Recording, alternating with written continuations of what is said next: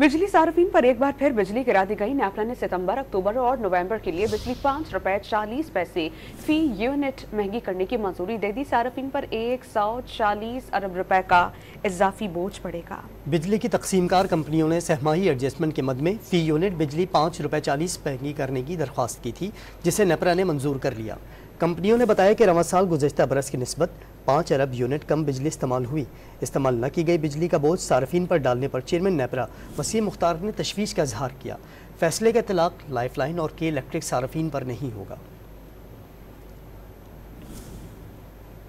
बिजली सार्फिन पर एक बार फिर बिजली गिरा दी गई। नेपरा ने सितंबर, अक्टूबर और नवंबर के लिए बिजली ₹5.40 फी यूनिट महंगी करने की मंजूरी दे दी। सार्फिन पर 140 अरब रुपए का इजाफी बोझ पड़ेगा। बिजली की तकसीमकार कंपनियों ने सहमाही एडजस्टमेंट के मद में फ़ी यूनिट बिजली ₹5.40 महंगी करने की दरख्वास्त की थी, जिसे नेपरा ने मंजूर कर लिया।